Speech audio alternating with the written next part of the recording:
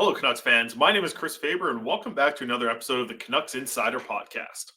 Joining us today, head athletic therapist Roman Kaszczij, to talk a little bit about something that you probably don't hear a ton about. As a head athletic therapist, you've been with the organization for a little while now, Roman. First of all, thanks for jumping on the pod. And second of all, you're in the NHL as an athletic therapist. I think that's where all athletic therapists who are hockey fans want to get to. What got you into this, and what kind of led you to where you have gotten now with the Vancouver Canucks? Yeah, absolutely. Like I've been pretty fortunate to have had like a kind of like a pretty cool journey throughout like hockey. Even like before that, like starting off doing like a kin degree at McMaster University was kind of where I got like my first exposure to like the world of sports medicine, I guess. And had some opportunities to intern just within their sport med department. And that's kind of where I probably like initially kind of got hooked on the idea of like working with a team. And McMaster didn't have a hockey team. So like the journey with hockey didn't start until I kind of pursued athletic therapy specifically at Sheridan College. But that's where I was able to kind of jump in with the Hamilton Bulldogs for 2 seasons. I was super fortunate to work with the Toronto Blue Jays as an intern for a season in between the 2 years of the Bulldogs and kind of finish up school, was able to jump right into the WHL with the Brandon Wheat Kings and then kind of progress from there.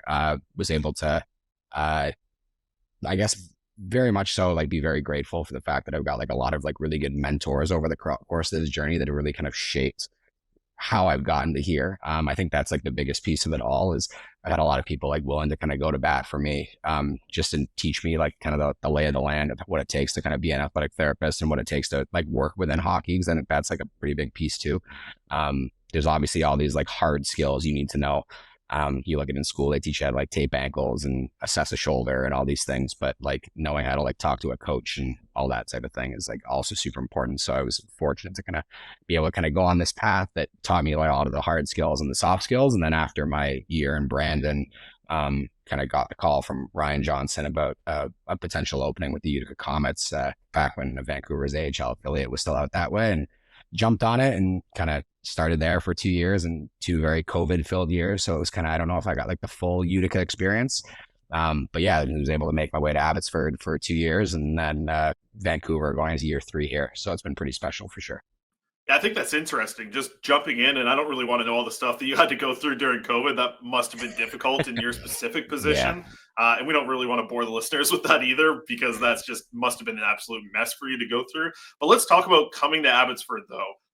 When an organization like that moves, I know not every staff member comes along the way from Utica to Abbotsford, but I know that it was something about the relationship with yourself and Ryan Johnson that led you to being the athletic therapist, and that he wanted to bring you to Abbotsford as well. For you to move your whole life and become a West Coaster, what was it like to just experience that? And what's the relationship with RJ been like and meant to you over your time with the Canucks organization? Yeah. I think like I've had obviously known RJ for, I guess, going on would be 7 years now. And he's always been kind of someone that I've been able to kind of trust to have my back. Obviously, like not necessarily like a medical mentor, but again, one of those like soft skill mentors, someone that's kind of like really helped to like develop me within the world of hockey, just to make sure, again, I know how to talk to him as a general manager for the AHL affiliates, like just him as like how to talk to the coaches, how to go about the day to day, like a lot of like the communication pieces that are really, really important. So obviously like we're in Utica and like you hear rumblings that the team might move and then the opportunity gets announced that it's going to be going to Canada. And I think for me, just being like originally from like eastern parts of Canada and Ontario, the opportunity to move back to Canada from upstate New York, maybe move my family out the first time, because up until that point I was kind of working solo in a lot of these places, is obviously like really exciting from like a personal standpoint. From like a professional standpoint, like the opportunity to be like much closer to Vancouver, to be able to kind of like learn a little bit more in depth from the staff that's there, to be able to just like be like that much closer in proximity, I think, and just kind of start to build kind of this like ecosystem between the two teams, I think was really, really exciting. And I was really fortunate. Like, I think when you come to, when I got to Utica, like Utica's a bit on its island and you're trying to like figure everything out with like the staff that's there. When you go to Abbotsford, it was like a brand new staff for parts of it. Some of our coaching staff and whatnot had come over too, but like the operations side of like the building is all very new, and it's like a new build, new infrastructure, all these things you're not totally aware of. So it was nice to be able to kind of lean on like that at the time staff that was in Vancouver. I think they really kind of helped us make sure we kind of stayed afloat, but also kind of let us kind of jump into the deep end a little bit at the same time and figure things out for ourselves. Because like that's kind of how you learn and whatnot. But just like kind of having that continuity where RJ's in Utica, he's still in Abbotsford, and some of the staff continuity, some new staff that comes on. And it was just like an awesome experience, just like an awesome city to work in. I really, really enjoyed my time there. I wanted to live out west like really my entire life being from out east. So that was kind of like always going to be like kind of the first stop along the way. I lived super close to the rink, which was cool. So I felt like I was just kind of always there and in the mix. And it was, yeah, it was a really, really fun, cool experience to be a part of. So, what was your perspective then watching the Calder Cup run? Like, I know you would have worked with a lot of these guys, pretty close with a lot of the guys out there in Abbotsford for how much time you spend out there, the players, the staff, everybody around there. What was it like just watching them go on and win a Calder Cup? Oh, just like so much happiness for a lot of those guys there. Like I still, like even some of the guys that like were part of like those like Utica teams, you know what I mean? Like you see, like I remember when like John Stevens got traded to Utica. I remember when like Jet Wu kind of started playing for the Utica Comets briefly during COVID. Like you have some of those guys, like the Guillaume Brisebois, like these guys that are just known for like a really long time that you kind of see the work that they put in day in and day out. And then on top of that, add in this like new group of players that is like coming in Abbotsford, some of these like draft picks that have come in, like the Chase Waters of the world, where you just kind of you see like almost like accumulation of efforts. It was like it was really special. It was really cool when you started to kind of get that feeling towards the end of the year that like, oh wow, like these guys might do something down there. And I think it was cool too, just because we had like a bit of a new medical staff down there this year as well. So to kind of see, for them to basically be thrown into the deep end right away too, was just like wild. And to see all those guys get to kind of celebrate afterwards and see the pictures, even just some of the Ben Goodmans, like the staff, like just all those people, just to yeah, it was really, really special. There was a tear or two shed there, just like a lot of happiness towards those guys. So it was, yeah, cool to see them get that done. Yeah, and when we had Ryan Johnson on the show, right before the playoff run, I guess it was, he did bring up the Highway 1 wall and how it wasn't necessarily just players that were going up on that wall. And you're one of these guys who is on the Highway 1 wall from Abbotsford up to Vancouver. What does it mean to you to kind of be recognized that way and ultimately for yourself make it to the big club? Yeah, it was funny. I had no idea that was happening. And I had like in like a week span, there must have been like some stuff going on in Abbotsford where there was a lot of people from Vancouver out there, and suddenly I had people sending me pictures, and I was like, oh, this is like really cool. It was they had like kind of like I've seen like similar things in like other organizations. Like I remember like the Brandon Wheat Kings had like a thing where it was like all their people or staff or players that had kind of made it to the NHL. And it's kind of, I like the way that the guys in Abbotsford ended up doing it. I think it looks like really, really classy. And it's been, I think to kind of just be a part of this organization now for going on 7 years is like special. I think that longevity is something I want to kind of like continue. I think like growing up, you work these like part-time jobs and you're an intern and you bounce around from like teams to teams, and it's like very like separate and like broken from a process standpoint. So I think to be able to like be a part of this and kind of again see the Utica to Abbotsford now to Van, and to kind of see that transition and see all levels, it helps you kind of like understand the other side of it too. So now that I'm here, I understand what guys are going through when they're getting called up, what the travel is like in Abbotsford. And so if a guy is coming up and I know what his schedule has just been like maybe where he's at from like a mental and physical state. So it's really nice. And I think now just with the team being like a little bit closer to, and it does feel like a little more connected. The communities kind of like blend into each other a little bit, and you can just kind of like feel the buzz when either team is doing well. And I think that's like, it's like really special to kind of have that, to have been a part of that is like yeah, something I definitely don't take for granted. It was such a fun ride too, and just like seeing how Canucks fans, them getting a chance to experience all that at the Abbey Center and the players growing and some of those things that you mentioned, the guys who have been here for a long time and all that. It must have been so cool for a lot of these guys to get a chance to kind of raise the cup and experience all that. In terms of your job as an athletic therapist, listen, I'm no expert in any of this, so I might be way out of my realm. But can you walk me through just like what a typical game day looks like and what you're kind of trying to accomplish throughout one of those probably very long days? Yeah. I think like to keep it like simple, like I think there's like a lot of variations of like what a game day can look like. There's a game day at home. There's a game day on the road. There's a game day that's like off of a back to back, and that maybe like tweaks the schedule a little bit based off of like where we're at, the playoff game day versus the regular season game day. But I think if you're just taking like your average typical like regular season game day, we're here at home in Vancouver. Um, it's like a pretty straightforward day. And I almost like really, I enjoy the consistency that like hockey brings with that. You get to the rink probably sometime like give or take, depending on like how many rehabs we have. Let's say sometime between like 6:45 and 7:30, I would say. You like to be here like before the players just to make sure like things are set up and whatnot.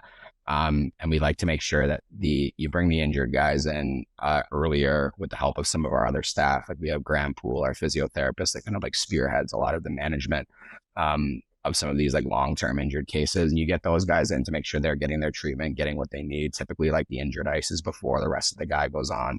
So their days kind of start a little earlier. So you kind of help and you facilitate that where need be. In a perfect world, those guys aren't coming in early because the team is relatively healthy, which is great. But the reality is you play a contact sport and things happen. You manage those guys kind of in the beginning of the day. You make sure they're kind of taken care of. A lot of like collaboration just with our high performance staff as a whole. So not just like the medical guys, but you're making sure that again, like they have a plan in the gym and you're talking with the strength coaches to make sure that like what you're doing medically maybe on the table is like going to help facilitate what they're going to need to do from an exercise based rehab standpoint in the gym. You're communicating with the equipment guys to just make sure like they know who's going on the ice when, what color jersey are they wearing? Are they going to be starting on their own and then blending in with the team, or is it purely just their skate? Little things like that, where a lot of people need to be on the know. Coaches too, obviously making sure that they're aware of like what's going on in case like the athletes at a point where a coach is actually taking them through drills. Everyone kind of needs to be in the loop. So you kind of deal with those injured guys in the mornings. At some point in the morning, it'll either be like coaches coming to us or us going to coaches. It kind of depends on the day. Is obviously giving kind of like updates on maybe the guys that are like healthy, but maybe it's a guy that's healthy but questionable, or something had happened the night before and we needed more time to evaluate. Maybe we were waiting on imaging results, etc. I think ideally, like the way we try and plan things as a performance staff is we try to eliminate like these like on the fly decisions. But again, the reality is if someone gets hurt with 2 minutes left in the third period, it adds to the complexity of maybe navigating through some of these things. But making sure you're having those meetings with coaches, management, etc., just to make sure everyone's kind of like aware of like how the day is going to look. And then you get like the healthy guys coming in, and the game days are probably some of like the easier days because like again, these guys are very routine oriented. You kind of like you can almost like watch the clock and be like, oh, so and so is going to be popped through here now. Like so and so is going to come into the gym. Like they're probably having the same sort of shake or breakfast or whatever it may be. The players will start kind of filtering in. They all have kind of their game day routines. Some guys we don't see a lot of. Some guys we end up, again, they pop in, whether it's the chat, they have like on the table routines that they like to go through with one of our staff members. So helping to get guys prepped in that standpoint, or maybe a guy's like woken up from a game and he's kind of like, hey, you know what, like this, I'm a little sore from like this hit last night. Can we just check this out, work on it? You kind of make those decisions of whether like you need to like wave flags to anyone being like, oh, hold on, like this might be a problem today, or like this is just going to be a non-issue. And the players will have their meetings. And again, it gives an opportunity for some of like our staff to discuss about what's been seen, any new things that have come up just from like the morning. Because again, as much as you try to prepare, there's always like that something that someone was fine the last night and then they're less fine this morning. And you try to manage those situations accordingly.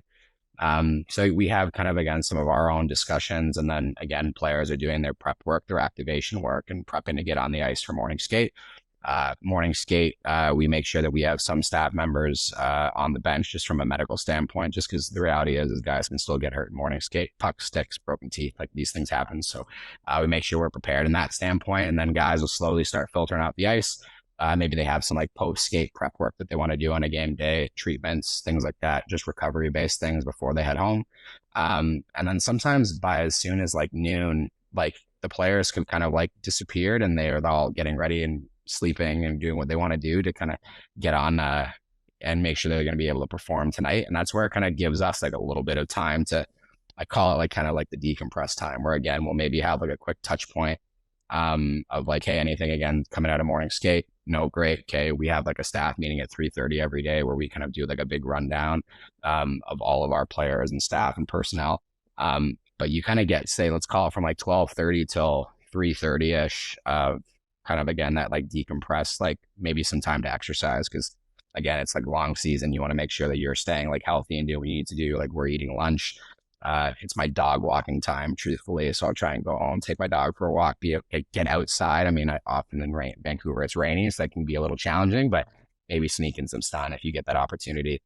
Like I said, 3:30 rolls around. We start to we have our own staff meetings. We're giving like touch points on like everything that's kind of happening from like a health standpoint, performance standpoint within the organizations. That has like all our medical staff, our strength staff, and we just kind of like chat and make sure that we're all on the same page. And then sometimes as early as like 3:45, you'll have that first guy walk in, and then it's kind of like wash, rinse, and repeat, getting guys prepped, doing some of the table work. Guys have their routines that they want. Um, that kind of blends into then their meetings, and then more prepping, maybe some taping, prepping guys in for getting them onto the ice. And then once they're on the ice again, it kind of this wash, rinse, repeat. We're on the bench, making sure that no one is getting hurt, being there in case someone does. Then you come off, and then the game starts, and kind of then it's like a little bit like the intensity rises. It's mayhem a little bit as you try and like navigate everything that's going on for a game day.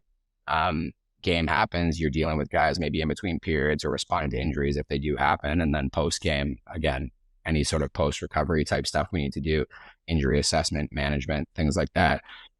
Lots of documentation post game, just making sure that the things that have happened over the day are kind of documented and accounted for.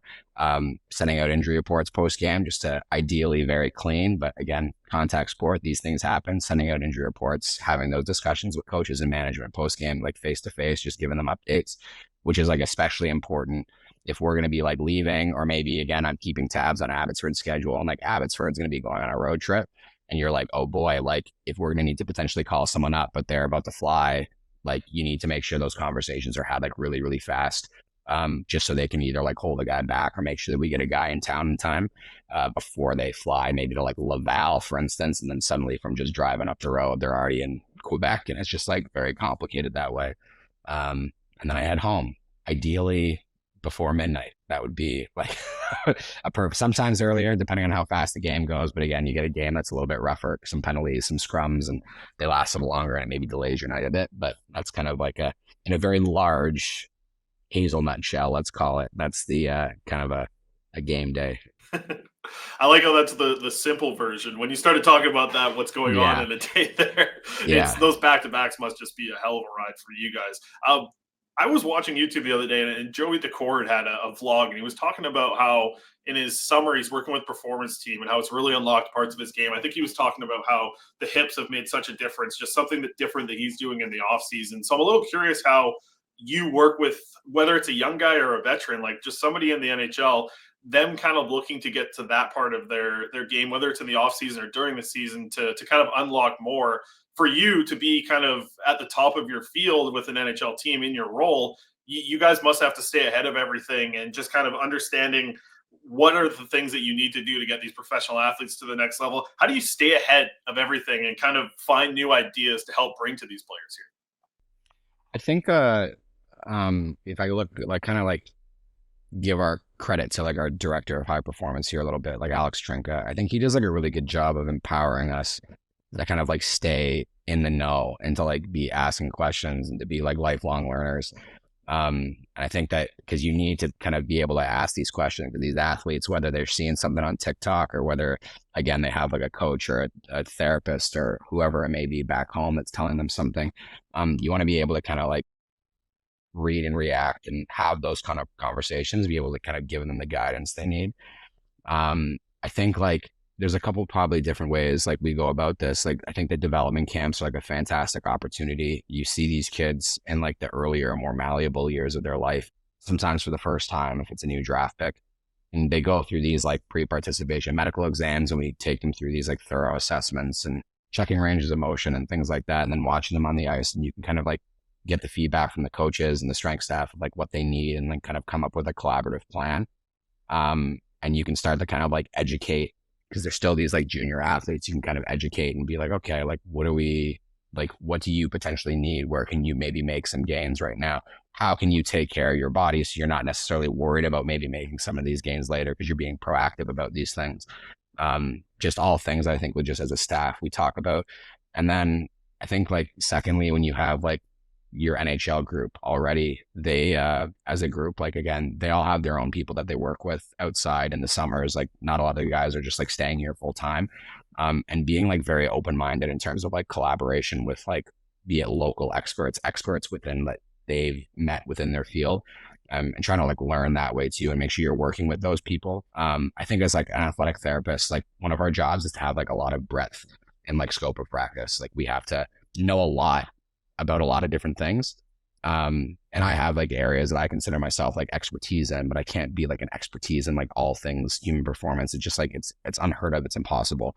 But I think part of having all that breadth is also knowing like, okay, when is this like an area that needs to be like referred?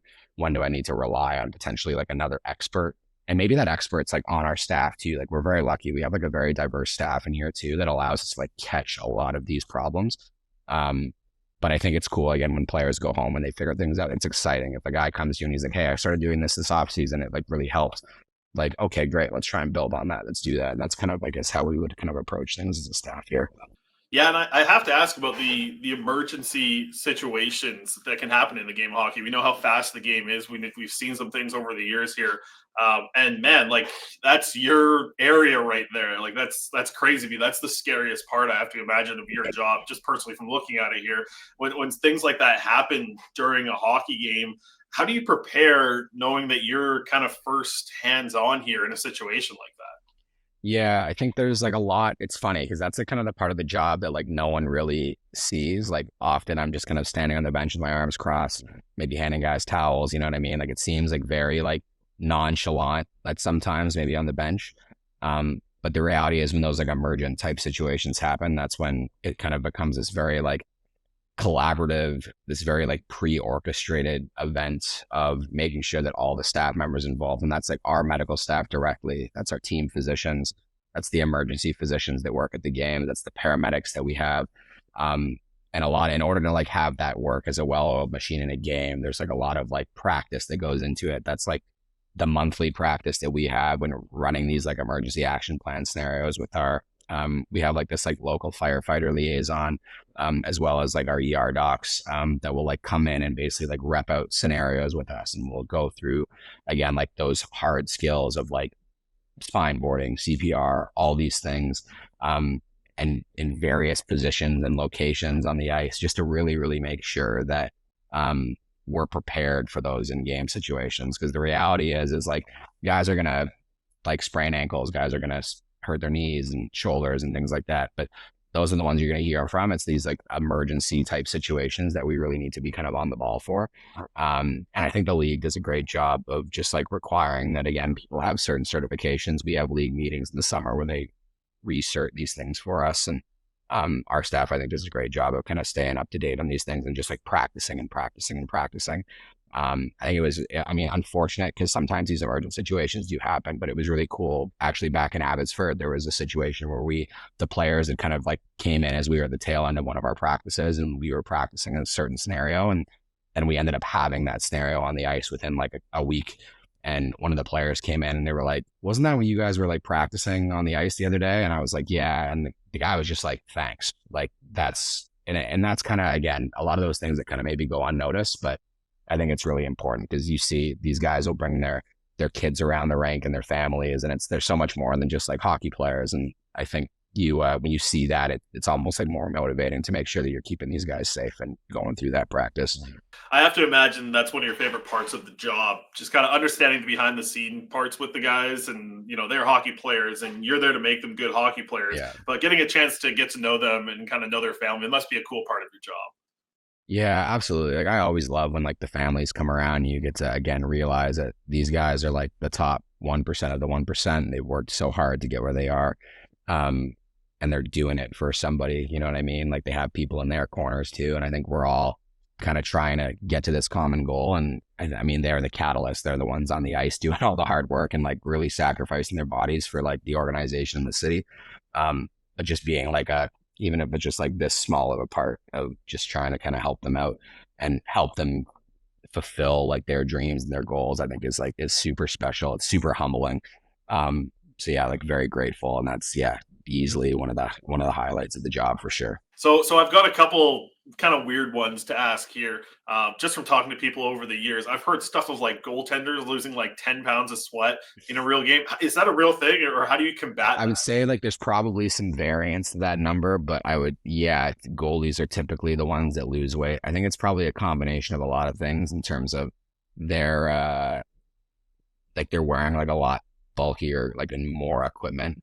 And I feel like they just end up having to be on way more often. They're playing like the whole game, even just in like practices too. Like I remember having a talk with coaches when I was in like juniors and maybe managing both like strength conditioning and medical and dealing with wearing kind of multiple hats. And just like seeing like a goalie would do like goalie ice and then they'd be like a practice and maybe the practice was like simple for the players, but the goalies are still just facing a lot of shots and just it's like a very like tricky position. So I think you look at like some things like you'll see like goalies, they'll have their strategies that they're going to do. Like you'll see they're very infrequently in full gear in between periods. But I think you look at like they're obviously like working to stay hydrated and I think our again like kind of some of our performance medical S&C staff do a really good job of like kind of making sure we have like resources available to help like replenish not just like the fluids but like the electrolytes and other things they need. There's been some cool things that we've kind of explored just with respect to like palm cooling and navigating like cooling body temperature and things like that. And I think again, like our equipment staff do a fantastic job of like you'll see like the fans and things going and like special things to make sure like the goalies' equipments are being like dried and cooled properly. Because like if they're sweating and that sweat is sitting in the gear, that gear is then more heavy. They're working harder. So and again, it's like a team effort. I think of like a bunch of different parties. And again, the goalies are always just so dialed in though. Like they're it's such a unique and special position that I think they kind of a lot of it they just kind of figure out themselves too what works best for them. Yeah, it's a different breed of human, the guys that want to be goaltenders. So the other thing I've seen around the locker room, all these weird things like pickle juice shots and honey around there. What are some of the weird things that these players, they eat or drink? We've seen weird mustard packs at some point. That's been a big thing lately. Yeah, I think there's like again, this is probably like very like specific to athletes, and I think a lot of the times if they drink, you talk about guys not wanting to like cramp and things like that, and I think the science maybe behind cramping is still kind of let's call it like up in the air, I guess. Um, but any again, things that I think half of it is just like the belief, right? And if you've done something that's worked, it you kind of like it builds on it. But yeah, I think all those ones like the I've heard like no, I haven't personally had a ton of experience with like the pickle juice piece. I know there's some like some actual like brands that will utilize that too. But like yeah, I've had some experience with like the mustard. We have some other like these like almost like they're called like hot shots, these things that kind of help again with um again maybe starting with cramps and stuff. But I think the big thing on our end too is just making sure like what people are ingesting. Like you want to make sure like no one ever gets flagged on like a drug test type thing. So if it is like a supplement blend or this concoction of something that someone's believed, it's just like making sure that we're educating, kind of being like, hey, is this going to fall? Is it like a NSF certified so that you're not going to get flagged for anything? And is it healthy for you? And is it going to work? And yeah, again, like these guys are playing hard. If one of them's going to have a Pepsi after the game or at some point have at her, I'm not really going to be the one to judge. Again, I think in moderation, within reason, there's probably like a place for a lot of these different things. So again, like so whether it's body armor, whether it's water, whether it's a mustard packet, like whatever, it's each their own, I guess. A chocolate chip Yeah. cookie, those type of things. Yeah. Just as we wrap up here, Roman, I wanted to get your perspective, like being a guy on the ice, down on the bench, just for you to experience all that at this point in your life here at the NHL level. It must be pretty cool. How do you appreciate where you're at right now in your career and getting a chance to do this with an NHL team like the Vancouver Canucks? Like, how much do you enjoy what you're doing and where you're at right It's really, really special. Like I think I had someone ask me when I was at McMaster, and I grew up out east. I wasn't like a Canucks fan per se. But when I was at Mac, they asked if like you could have like a dream job, like what would it be? And I remember I loved to snowboard, and I was kind of always like, you know what, like working for the Vancouver Canucks one day would be so cool, just to be able to live out west and just to kind of be a part of everything that organization has, a Canadian team. Like that means a lot to me too.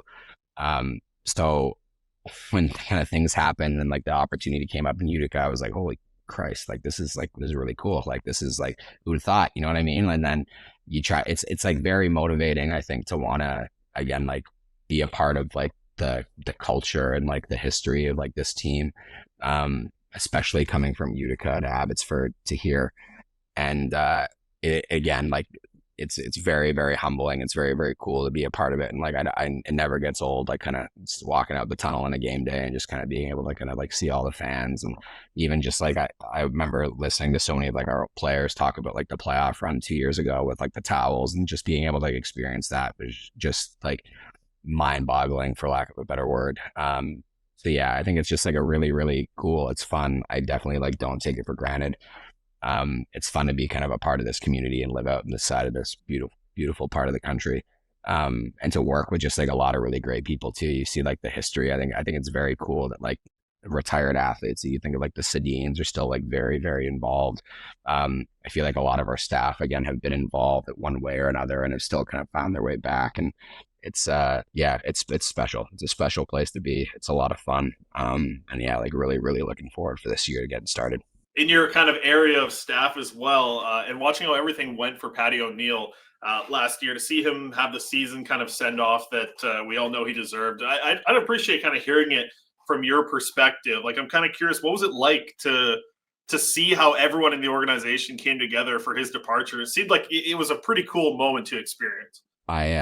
I joke with Patty when I started in Vancouver. I said we might be setting a record here for biggest games worked gap between head athletic therapist and head equipment manager when I worked my first game in Vancouver 2 years ago, because that is just like there's a lot of wisdom there and like a lot of years, a lot of time put in. And I think like, again, I've worked 2 seasons. I've worked 164 games, I guess now, as a byproduct of those 2 seasons. And I think he's worked like almost 30, he'd worked almost 3,500. And that's like a lot of lives touched, that's a lot of years.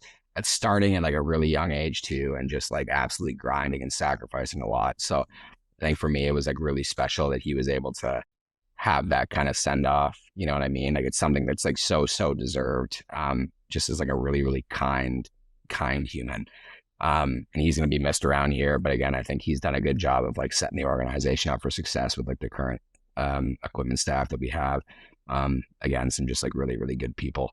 But again, seeing some of the players wanting to be a part of it, and like after the game and just like seeing who was there, it was just like, oh, it was like who's who. It was crazy. Like the people that just wanted to be there and kind of show kind of like the respect and like that he meant something to them. So that was really, really, really, really awesome. What did you think about Patty having to do some media availability on the morning of as well?